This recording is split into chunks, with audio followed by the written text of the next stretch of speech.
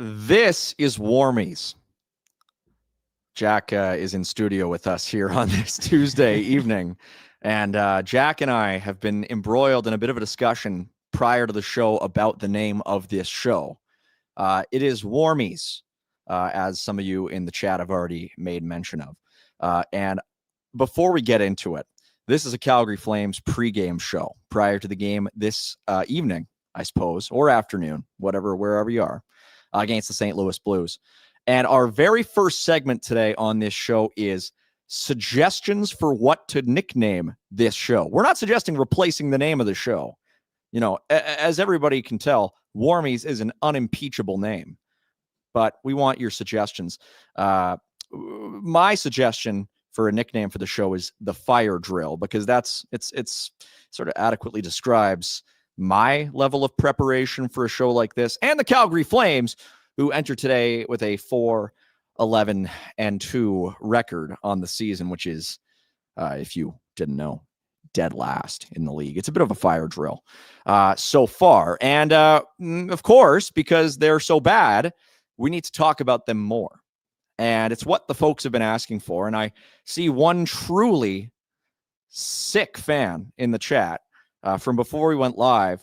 I believe it was KQ, who says he's down for not just a pregame show and not just a postgame show and not just a morning show, but a watch-along show, as if us watching the Flames is something that you would like to watch.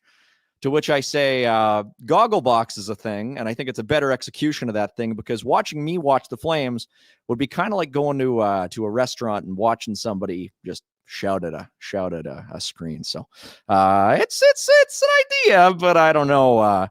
I think 30 minutes is about where we're gonna kick this thing off and let it be where we go. This is Warmies. Thank you for tuning in. It is coming to you from the Sports Interaction studio over here in Marda Loop. Sports Interaction, where every game is your game, from puck drop to overtime. You can bet with Canada's homegrown sportsbook, 19 plus. Please play responsibly. And right off the hop, Jack, I want to put up the anytime goal scorer prop, because they've singled out 5 names for the Flames. And I don't know if it's really necessary to pick out names.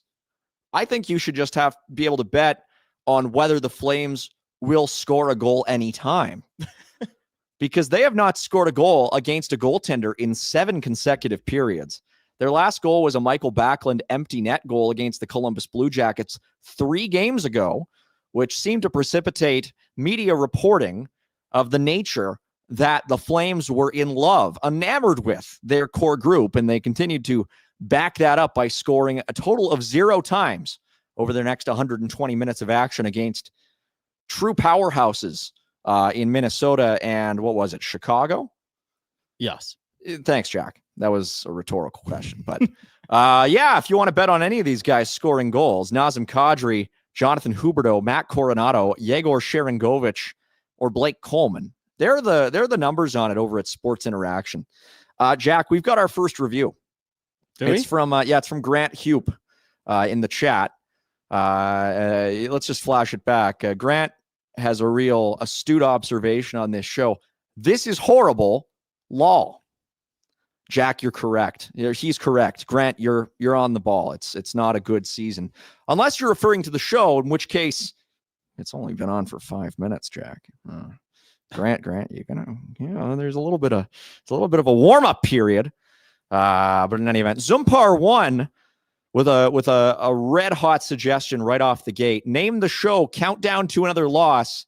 I think we need to get out, some of the contractions in there. We could say loss countdown, another countdown loss, another countdown. Just figure out a new permutation. Either way, maybe we'll have a running bet on what the best nickname for this show will be over at Sports Interaction, whether it's odds, futures, and lines, games you like, props you like, and etc. Every game is your game when you bet with Sports Interaction. Get in on the action with parlay boosts, live betting, and easy deposits and payouts. Bet now at sportsinteraction.com. Eric is in with a super chat.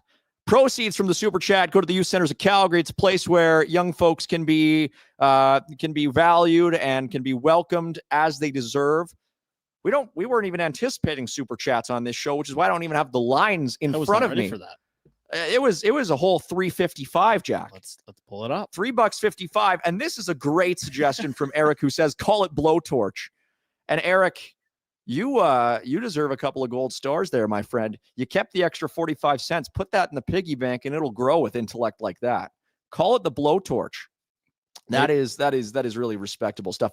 I'm keen on fire drill myself. That was Kent Wilson's suggestion. Ryan Pike is in there with scheduled loss, but.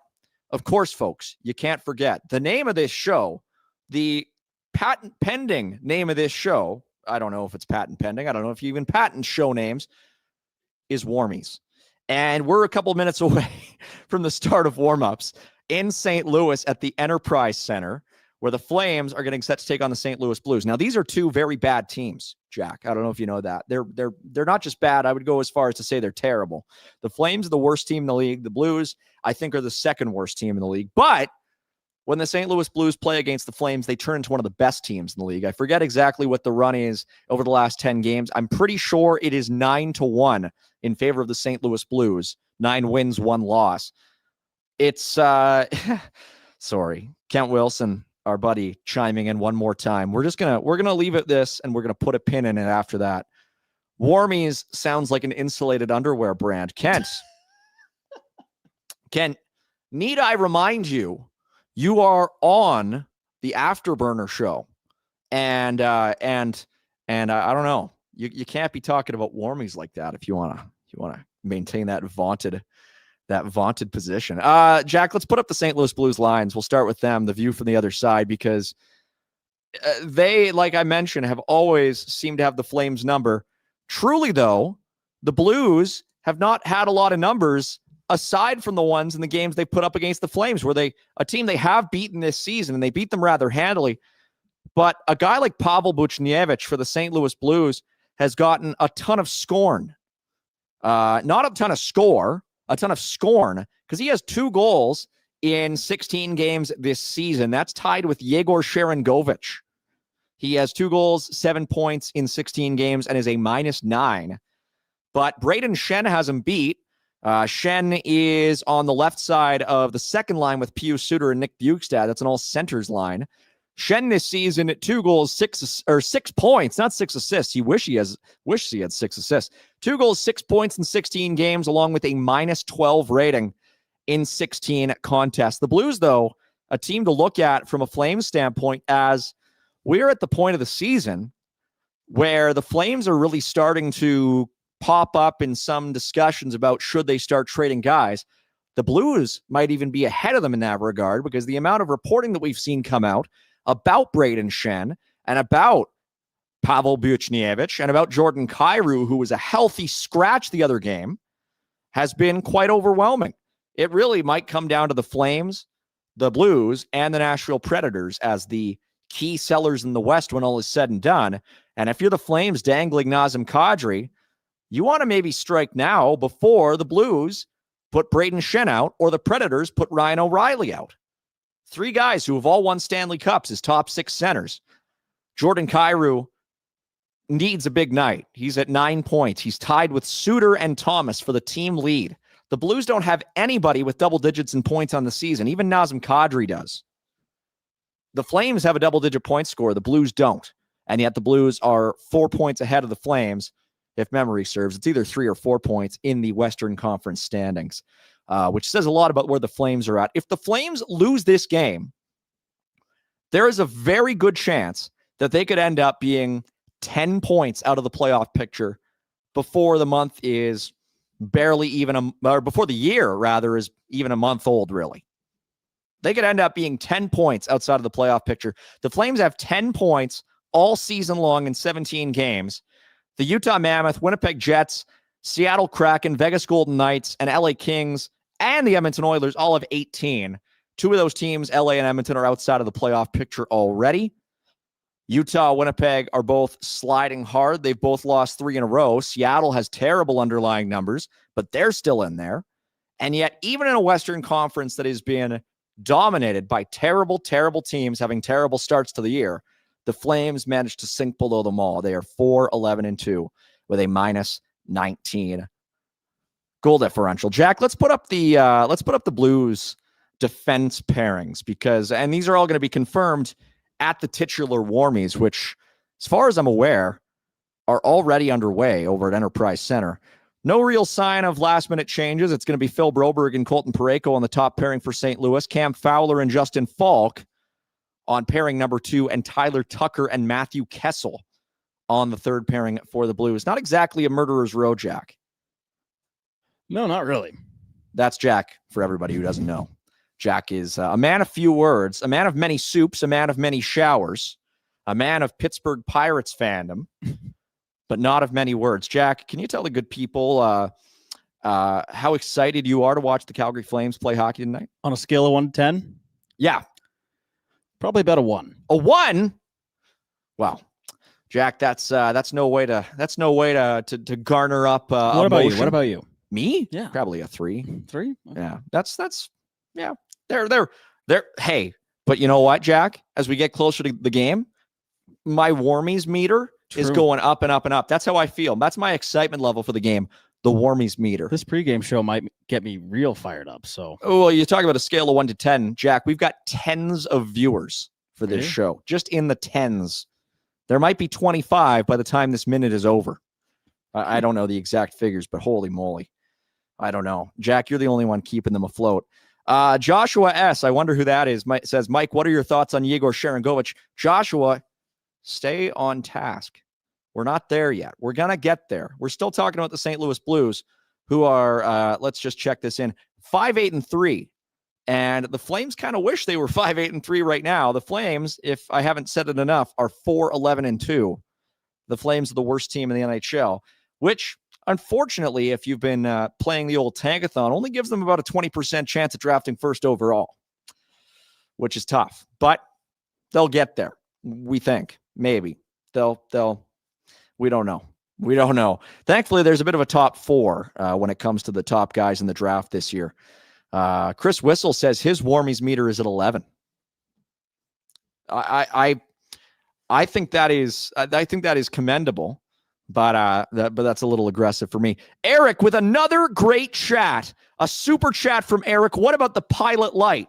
The only problem is, Eric, I think that only really works for the first show. You can have the pilot light, but after that, it's just kind of the light. And after that, it's maybe we're heading into sweeps. Does it get renewed light? And then it's we transfer over to Fox Network light. I don't know. We're going to get there. Jeeves chiming in saying the world would be a better place if nobody ever used the term Warmies meter again.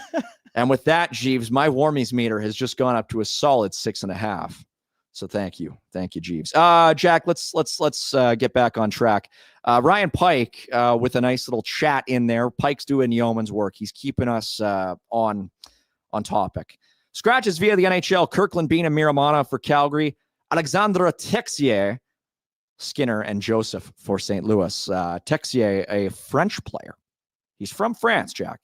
He's not French Canadian. He's from France. Really? Did you know that? No, I had no idea. I don't even know who that is, Mike. You don't? No. Really? Texier. Yeah. No. Yeah, me neither.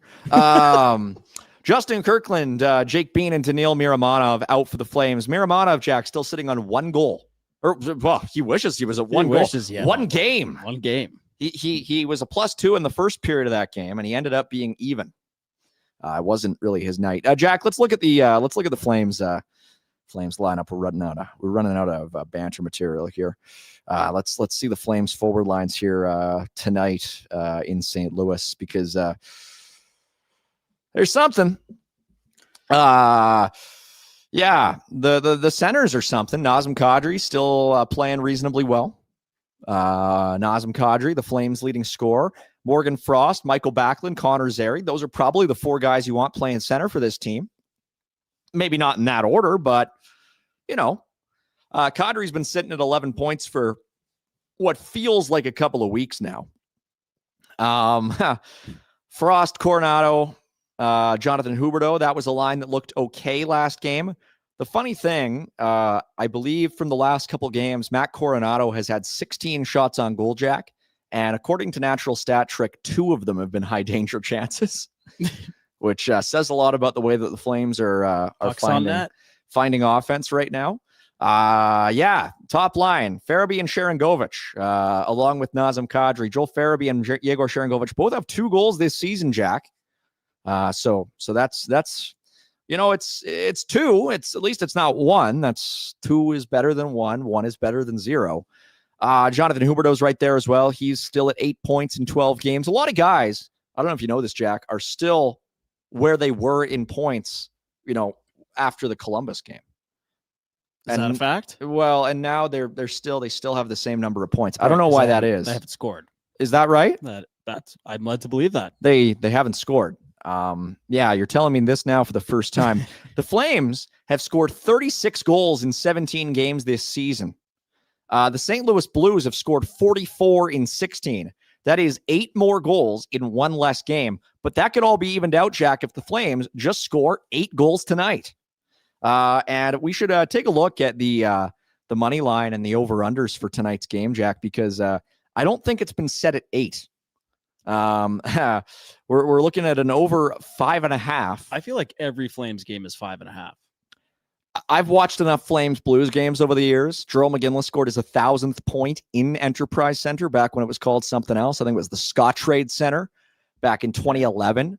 Damon Lanko was playing one of his last games for the Flames after he missed almost a year with a neck injury. He came back and played in that game. The Flames and the Blues, they're not as boring as when you watch the Flames in the Wild. The only thing is that the result ends up almost always favoring the Blues. The money line at 1.67 in favor of the Blues. The Flames are a healthy underdog in this one.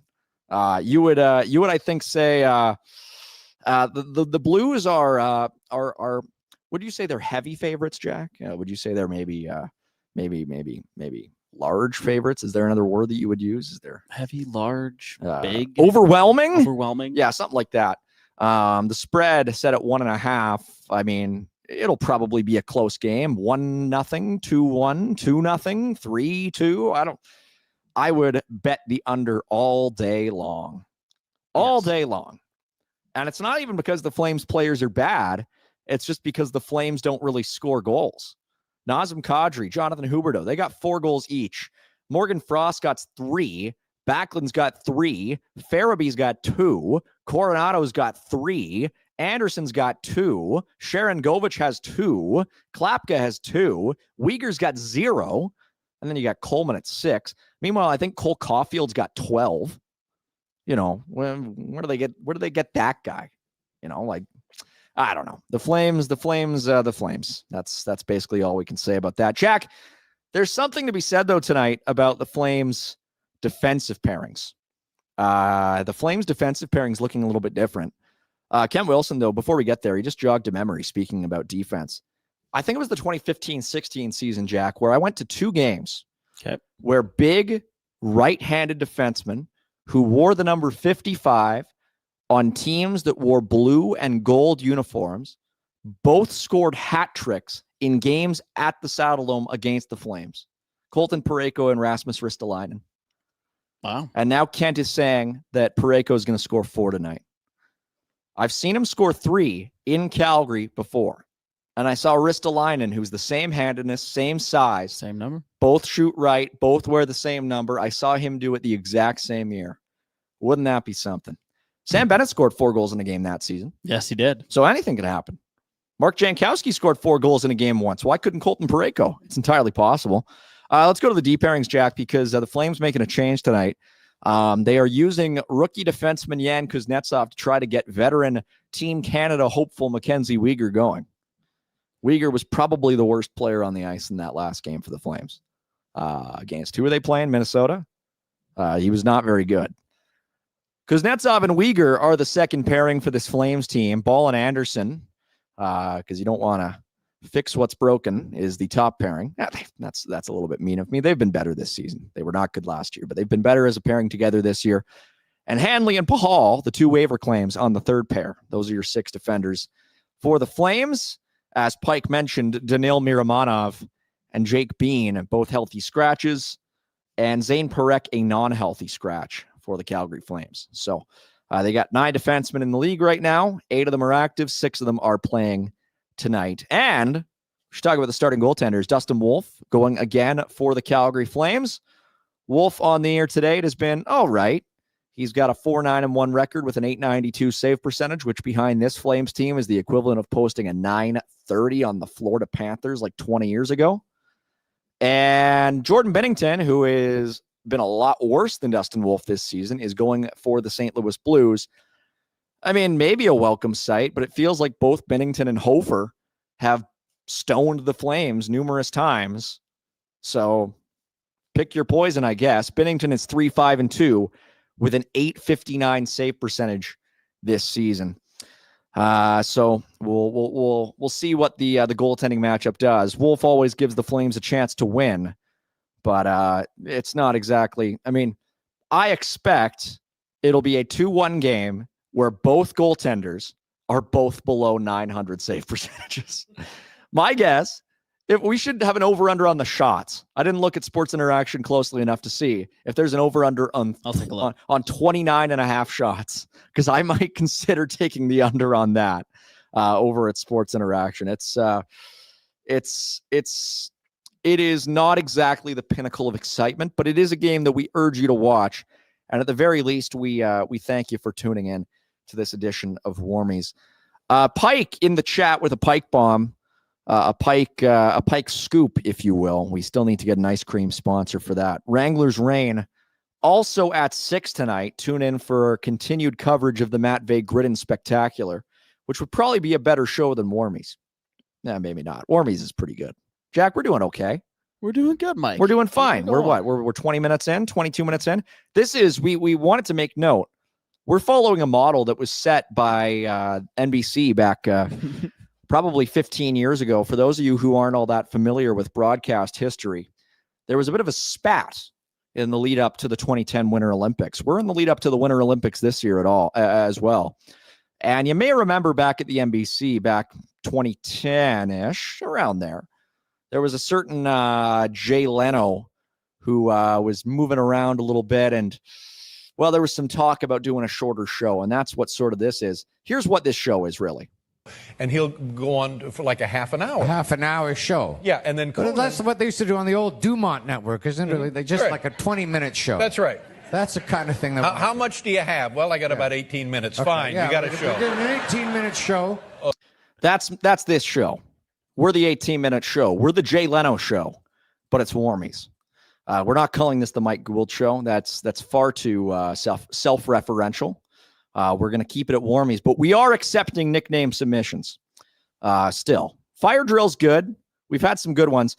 Pike is in there with some Wranglers lines too. Boy, screw it. The Flames, there yesterday. Let's just talk about the Wranglers for the rest of the show. In this beautiful format at the bottom of your screen, Dryden Hunt, Rory Cairns, Marty Firk, Idar Suniev, Sam Morton, and Matt Vey Gridden, Bill Stromgren, Clark Bishop and Andrew Basha, Parker Bell, Carter King and Lucas Siona, Grushnikov, Brustevich, Morin Cicek, and Turner Ottenbright. I really love his song, Taking Care of Business. Bachman, Turner, Ottenbright. And Jeremy Poirier and Owen Say. Owen Say, Jack, a player who I call the Anthem. Do you know why I call him that? No, I don't. Owen Please Say, Can You See? Okay. By the Dawn's Early Light. That's Owen Say. Can you see? Yeah. Can you see? He can see the puck. He can track it. We got about 5 minutes left in this show. Eric is really just leaving the rave reviews in the chat, saying Mike is the oldest 20-something in the world. I grew up on Letterman, you Philistine. Come on, let me have this. Letterman's fantastic. We're gonna be doubling down on that in the next show. We're gonna bring back Tomorrow Show clips with Tom Snyder. We're going to have, who was the guy who went on ESPN, who was in the movies back in the early 2000s? Dennis Miller. We're going to start making vaudeville references and stuff about Alexander the Great. We're going to bring that in here. Mike, I wish I had a clue what you're talking about, but I really... That's sort of the whole thing. That's sort of the whole idea. We talk over our audience. That is how you enamor people to you, is you just sort of make them feel less intelligent. It's really how you cultivate a crowd around you. And boy, I'm just doing a fantastic fantastic job of that. Shrimp on the Barbie saying, just call the show the pre-burner. That would make way too much sense. That's what my suggestion was. My suggestion was the preheat. Preheat. Might be better if they were still having a team down in Stockton. It was focus grouped. I think there were people who were brought in. They were sort of told, try this new flavor of Pepsi, watch this television premiere, this pilot, go on this new amusement park ride they're putting up at West Edmonton Mall, and tell us which of these podcast names you like the best. And that's exactly what it is. Ryan Pike chiming in with the media meal. That's what you eat before the game. You have the media meal. When I was down in Arizona once upon a time, I went to a couple of Coyotes games. I don't know if you knew that, Jack. And they charged me for the media meal. That's cheap ass. Which they do that. It's not uncommon in certain places, but they charged me $15 to eat in their press box. That's like $20. I know. It was quite something. Was it good at least? No, it was all right. They had Pepsi instead of Coke, which, nothing wrong with a good can of Pepsi every now and then. Pinder, our boss has spoken, and I don't know if this will be the last edition of the Warmies, but Jack, this is a bad review if I've ever seen one. Mike Hockey Insights over Mike Comedy. I've maybe gone off the track a little bit too much, Jack. Do you have anything to steer me back on? Is there anything out there that we should really get to before we get back on the show? Should we talk a little bit about Yegor? Let's do it. Our buddy Yegor. Joshua asked early on in the show. We should talk about Yegor. Jack's not the boss. Eric, Jack's the sidecar to the boss. I'm the wheels. I'm underneath. I'm the axles as they're turning. It's Jack, and then it's our buddy Ryan. Our buddy Ryan Pinder. He says it, and I say it. Yegor. Jack Yegor's on the top line. But yes, he's been everywhere. He's been everywhere. Zari's been everywhere. Farabee's been everywhere. Frost's been everywhere. Zari's been everywhere. But Yegor, you know what I didn't like this morning, Jack? What? Would you trade him for Ryan Graves? So that was brought up on our show on Monday. That's a terrible idea. I would do it if I was Pittsburgh. I'd do it if I was Pittsburgh. Trade a defenseman who can't even play in the NHL for a winger who would probably do better in an up-tempo system. Yeah. On a team that's actually scoring goals. Remember, Anthony Mantha has 8 goals for Pittsburgh this season. If Anthony Mantha was in Calgary, do you know how many goals he'd have? 0. He'd have 1 goal, and it's to get out of the press box. That would be his only goal. His goal would be let me on the ice. So I don't know. I wouldn't trade him for Ryan Graves, but no. I would maybe trade him. Don't get me wrong. If he went on waivers, would someone take him? No. But neither would. But nobody would take Graves. He was in the AHL already. Yeah, that's the thing. The Penguins, if they were given that suggestion, they would do it. 100% they would do it. Graves makes 4.5 the next, I think, 4 years after this one, and he's a depth defenseman who doesn't really play defense that well. No, I don't know. Horrible signing. I don't really think it's. I would rather change the coach before I did that, or at least make some changes to the system. But you think if Yegor went on waivers, no one would take him? Absolutely not. You kidding me? No, I don't think so either. But I think last year. Well, and this is the thing. There are also, I think, other better contracts that you could trade him for. I don't think you necessarily have to look at like the worst deal in the league for a guy making less than $5 million, because that's what Graves is. Yeah. And there are guys this year. I mean, look at the start that Buchnevich is having. He's got 2 goals as well. Yeah. Like, it's just like, oh my God. But I think that kind of deal makes sense where you're bringing in a defenseman. It's like the Lucic Neal type thing. I just don't know if you necessarily have to go there yet. I don't know if I see the impetus for it, where you can move other guys first and open up a little bit of space. They want to get him going. They're putting him on the top line. If I was putting him going, I wouldn't even bother with the top line. I'd put him on the top power play. That makes sense. I would, like, Morgan Frost on the power play has not really done anything. Who has done something? But that's the thing. Nobody has. And they haven't changed that unit at all. No. That unit is at 11%. If you want to have an empty calorie score getting empty calorie points, that's what I would do. But by the same token, Yegor himself needs to be a lot better. He's fallen in a huge way. Him playing in the middle, no more center for him. He never should have played in the middle. He's not a center. He's terrible at faceoffs. He is used bizarrely. And I think that in a different environment, he would be fine.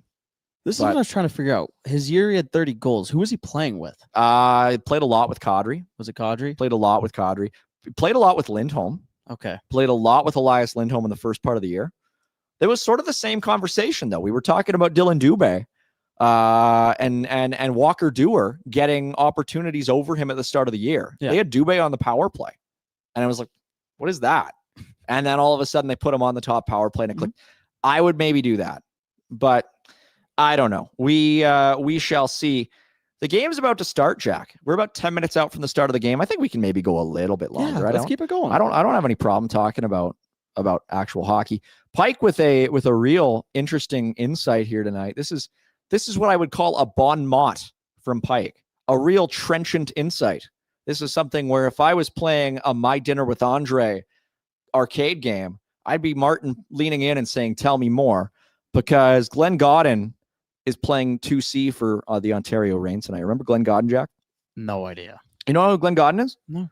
Played for the Swift Current Broncos and then was signed by the Flames after going unsigned by the St. Louis Blues as a draft pick. And then he signed with the San Diego Gulls and then now is with the Ontario Reign. You don't know that guy, Jack? No, I'm not in. I could do that all day. I know you could. You and Pike. Yeah. You could do hours of this. That's not me. Yeah. Yeah. You ever heard of My Dinner with Andre? Nope. You haven't? No. Oh, that's Wallace Shawn. You know who Wallace Shawn is? No. Mike, stop. Yeah. We're just we're going off the rails. This is just word association at this point. Yeah. So Yegor with Nazem Kadri and Joel Farabee on the top line. Jack, the interesting thing though, here's the interesting thing. People have been talking about Nazem Kadri as a trade target for the Flames. Big news came out yesterday. Blake Coleman and his wife are expecting another child. I did see that. Fantastic news. Wonderful. Neighbors of my parents. Really? Yep. Wow. True story. They got a nice house. Finally getting a boy. 3 girls, boy. Gonna be a nice. That mirrors my situation. I'm the youngest of 5, Jack. Did you know that? Are you? Yeah. All sisters. It's true. Says a lot, doesn't it? Explains a lot. Explains a lot. Yeah. So Blake Coleman. I will say, Jack, with a kid on the way, I probably would like them to not trade Blake Coleman unless he's cool with it. I feel like the Kadris, Colemans, I feel like they love Calgary and they're building I don't think they want to be traded. That's the thing. That's the problem. Well, and that's the thing. Like, if you have a kid on the way, you probably don't want to uproot stuff. You don't want to. That would be tricky. What's his no trade deal? I don't know what the no trade is. He's up after next year. Yeah. So maybe that's something where the kid's on the way. Maybe, I don't know when the date is. Maybe it's in April or May or whenever. Conversation next year. And then it's a conversation in the summer. Yeah. Or, after that. That's so that is something worth considering, I think, for some folks who are maybe don't scream trade Coleman, unless maybe it's to Dallas, because he's got a big place down in Dallas, but it's maybe don't scream about that when they got a kid on the way. But Kadri and Rasmus Andersson, boy, I think there's going to be a lot more talk about that. Rasmus on the top pairing with Kevin Ball again tonight. Joel Hanley, Braden Bahal on pairing number 3. Jack, Braden Bahal, maybe one of only a couple of true positive standouts in these last couple of games. He was fantastic, I thought, in those games against Minnesota. I think he's just about at the point where I'm ready to rechristen him with the Young Rhett nickname. I had taken it away. Have you? I had at the start of the year because he was looking a little bit more like young Andre Zuzin out there. I haven't minded his game since he came to Calgary. I think he's a perfect 6th defense. I agree. He has been him and then Jake Bean, Miramanov. First 3 weeks, I thought it was rough. I thought it was getting to the point where Braden Bahal is going down the Walker Dewar train, but now I think he's back on his feet. He looks real good. So this is the point that we're at, folks, and we're going to wrap it up with this. When you were in seasons like this, you talk about Braden Bahal on pregame shows. Just like how in seasons like 2013-14, we would have talked about Kevin Westgarth on a show like this. Thankfully, this show didn't exist back then. When the Flames had Elaine McDermott and Corey Potter. But here we are. It's Warmies. And Warmies just about over here. On our first ever edition, the pilot light, so to speak. That's not bad. That's really not bad. Because, the pilot, it's the start of something. Warmies leads into the start of the game. Mm. It's not bad.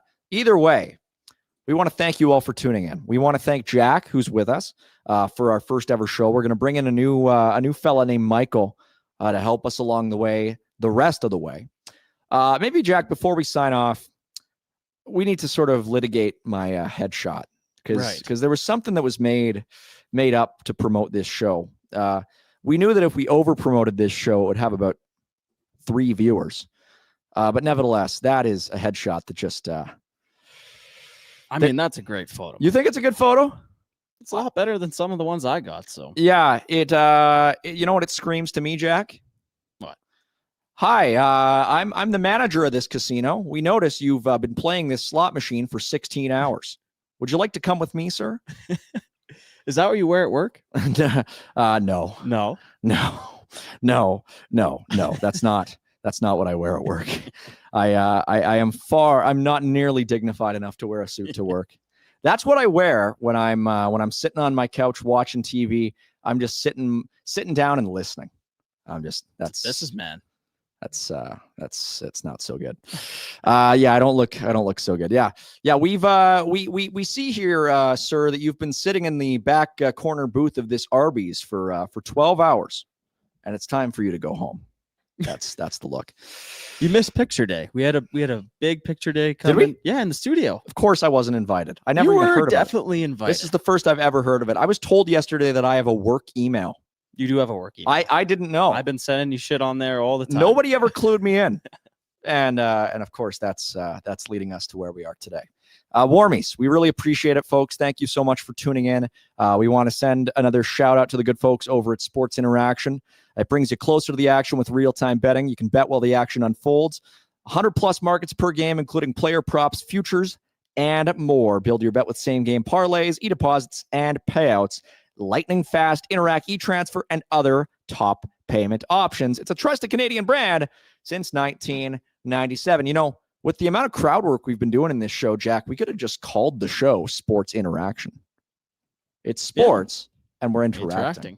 It sells itself. Thank you, Jack. Thank you, Michael, on the back end. Thank you to all the uppers in the nation, wherever we're at, for giving me this seat on this beautiful Tuesday night. And on this night, we remember all of those who served our country, and we thank them for allowing us to put together a show like this. One more time for Sports Interaction here at the studio. My name is Mike Gould. Enjoy Flames versus Blues, and if you are on Team Tank, you may enjoy it in a figurative sense. Until the game starts, my name is Mike Gould. Thank you all for tuning in to this edition of Warmies. Hey, buddies. Thanks for watching. We appreciate it. Also, if you could throw in a like and subscribe, it does help us out with what it is we are doing. And check out more at flamesnation.ca.